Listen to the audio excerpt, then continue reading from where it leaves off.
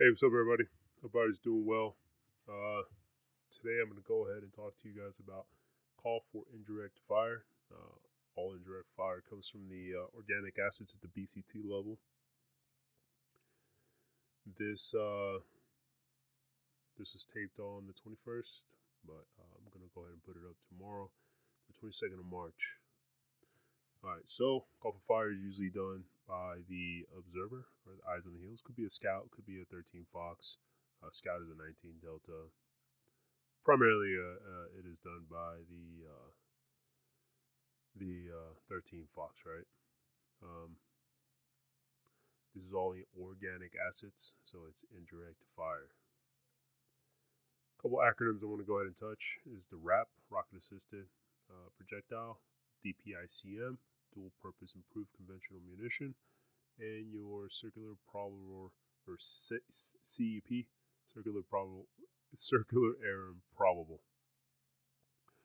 The wrap just extends your howitzer rounds, your towed howitzer rounds. DPICM, it's submunitions that are on the ground, and your circular air probable or CEP. It just says 50% of the time your munitions will land within the circle when fired. All right, so indirect weapons here. The howitzers, CW 119er. It's the 105 millimeter towed howitzer. Max range of that with wrap is 19.5K. The 777 155 towed howitzer, max range on that is 22 with no wrap and 30 with wrap.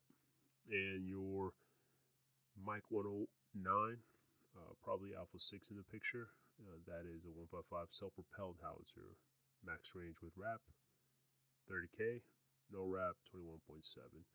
And then if you want to look at the pictures here, upper left corner of the pictures, it's a 119er.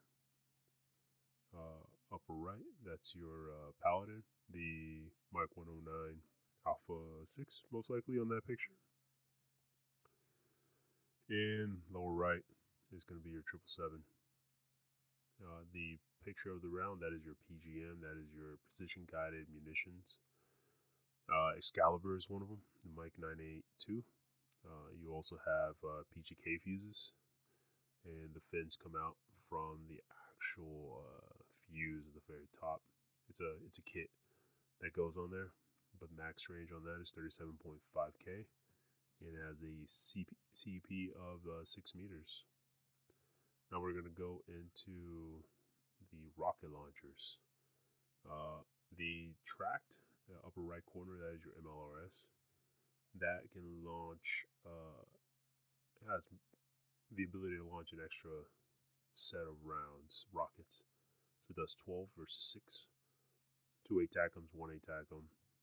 Bottom right, that is your HIMARS, your 142 HIMARS.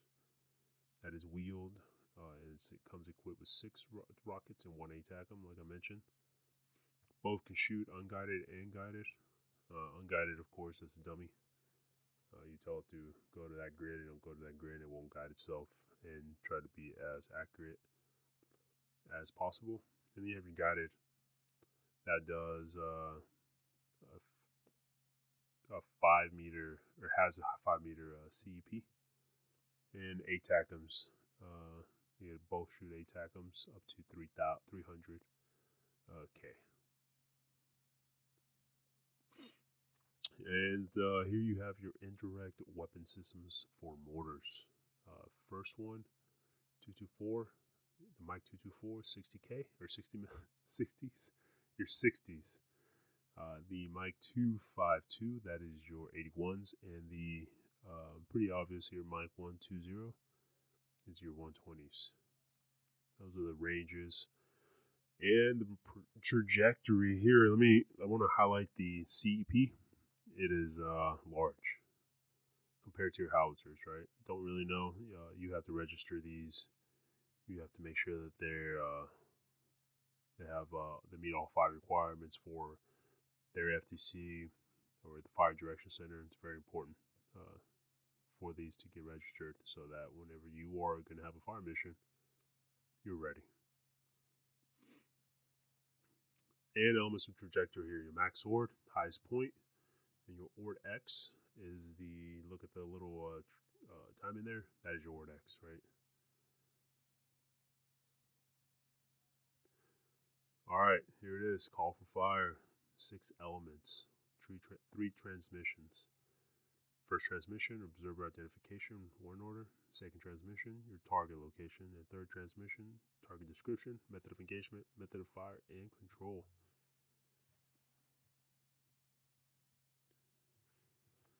So the Army developed this call for fire method. It's very important. It's fast.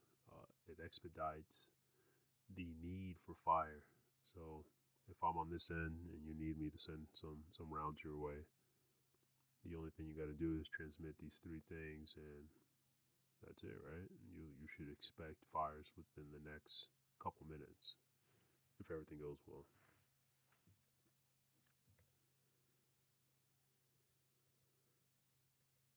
Oh, a little too ahead of myself. So the call for fire first transmission, uh, it is going to be, hey you.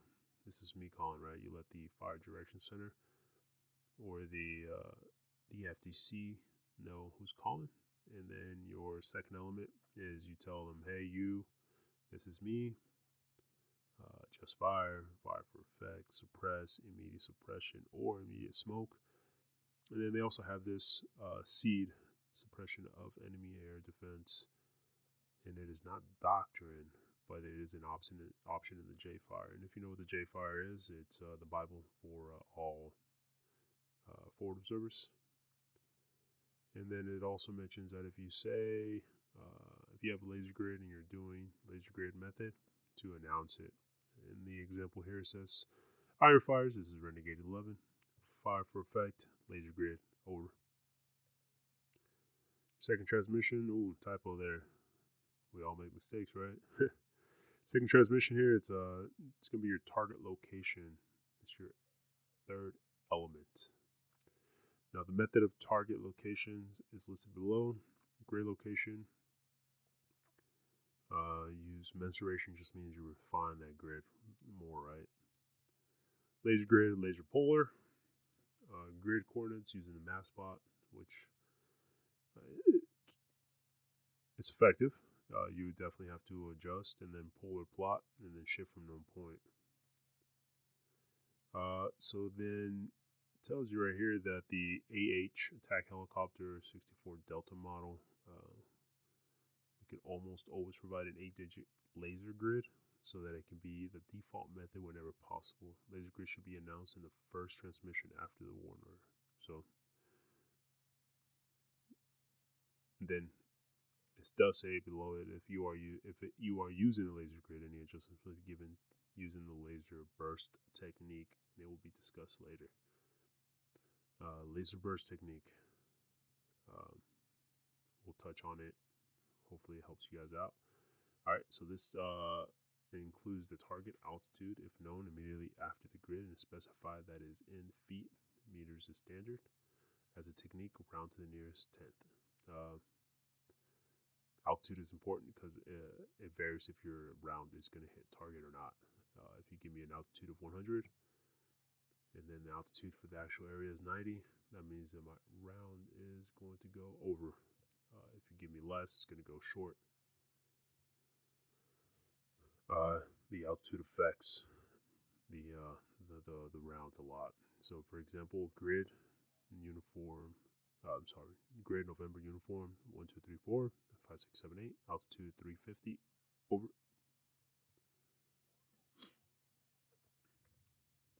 All right, third transmission is gonna be your target description. Platoon in the open. Tank column of tanks in the open.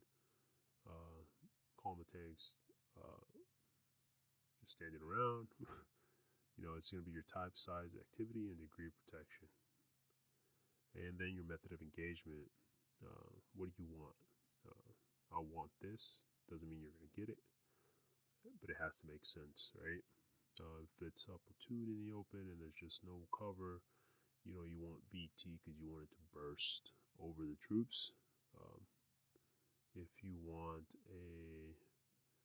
If it's a tank, you're not going to ask for VT, right? Because it's just armor. But there could be something on top of it that you want to burst. Like if you're going to hit a command post, and the command post has dishes and satellites and all these cables out. Hey, go for it. Hey, VT time, whatever you have, and that's going to destroy those dishes, and it's gonna make sure they lose comms or any C2 right capability. Then you have circular sheaf. That's a good one. Open sheaf, um, parallel sheaf, and then your converge sheaf. A lot of people use converge because everybody wants to just target one specific area. It's a lot of the counterinsurgency mentality or ideology. The best one is probably open sheaf or parallel sheaf because artillery is a mass fired area weapon. If that makes sense to you guys, it's an area of weapon. You're going to try to destroy it or engages the enemy in a large area. So you want to affect it as much as you can. Open sheaf is good, but straight line, it's adjusting based on the howitzer locations on how the howitzers occupy.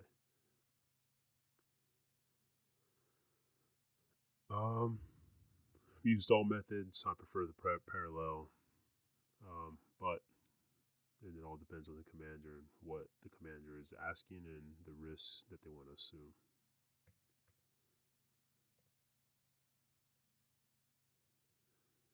All right, back to your third transmission here. Method of fire and control.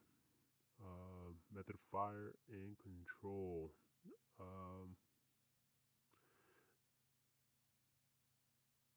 Just like I said, just to bring it, let's go to the example here. It's 1SA8 in the open, converse sheaf, request 15-second, splash over.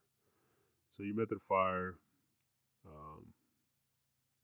doesn't really come from the observer, but sure you can.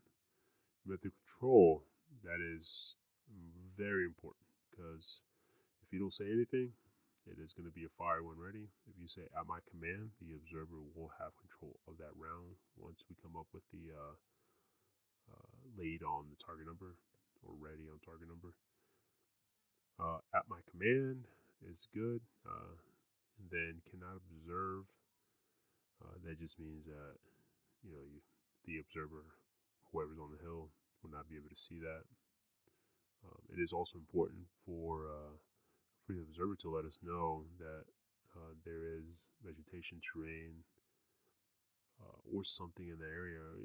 Especially when the FTC is map spotting that grid, they're going to know and they're going to adjust for if the observer does ask for VT or HE. There's certain calculations they're going to have to do. And time on target, TOT. Hey, I want this to impact in 10 minutes because I assume or I analyze that the tanks, the people are going to be from point A to point B in that time, and that's the best time to engage them. And you request a splash. The splash is usually sent all the time. The only time you really, honestly, by doctrine, you have to send it is when you say high angle. That's the only time you have to send a splash out. But or aerial observers, but you can you don't really have to tell them splash. Look it up if you guys need to. I'll tell you guys a reference, but that is the only time you have to send it out. And then max organ target line, and then whatever the observer needs, or your battalion or brigade to clear that round for it to impact. All right, so here is an example here. Iron Fires, this is Renegade 11, fire for effect, laser grid, over. FTC responds with Renegade 11, Iron Fires, fire for effect, laser grid, out.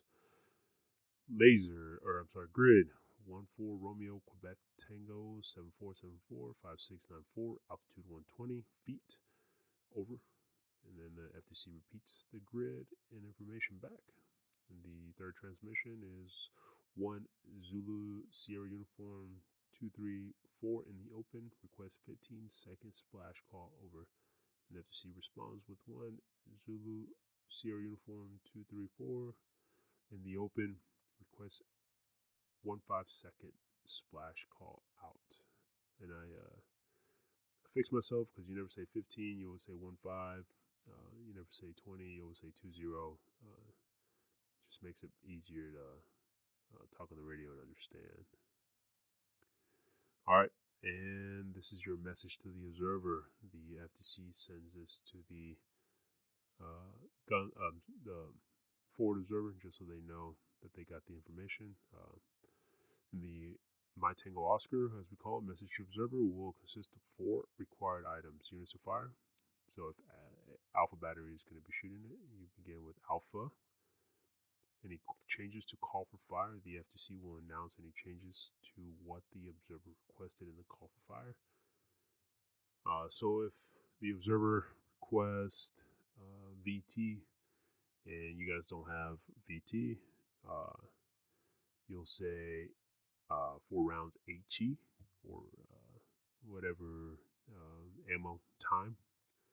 4 rounds HE time, whatever is the change there, and then number of rounds, and then your target number. You got to specify target number because you have to know what target you're talking about whenever the observer talks to you. And for example, here, message to observer, alpha HE in effect, 4 rounds, alpha alpha 7226, time of flight 55 seconds over. It's important. Time of flight is also important so they know when to expect that round. So they know once they hear the shot, 55 seconds from there, there should be a splash. 15 seconds out from the 55 seconds, they will hear a splash from the radio. And then the observer will acknowledge that by repeating it back to the FTC. And this is an FTC here in action. That is known the chart with the metal thing on the chart on the piece of paper right here that the guy's pointing on. That is the RDP. You got some squares there, some circles, some pens, some pencils. And inside the truck, you got a computer system. You got the NCO, you got the officer, and they're doing their thing. But the FTC will come back with the commands of shot, splash. The observer will respond with splash out, and then rounds complete. And then if there are any corrections, you use the burst grid method by lacing the impact point and transmitting that point. So burst grid, grid number 14 Romeo Quebec Tango 7473 75693. Fire for effect over. There's other correction methods available, but since laser grid is the preferred method for AH64 Delta, they won't be addressed here. Other ways is you give them a direction. Direction 1500 up 25 down, or up 25 left 150 fire for effect. It all depends, but this is used on AH64s, so super easy. It's good to know. So this is your call for fire scenario here. This is going to be a scenario. It's going to be a pistol 1.5. It's going to be lacing. He or she's going to be lacing with an optic and 4 BMPs in the open, most likely.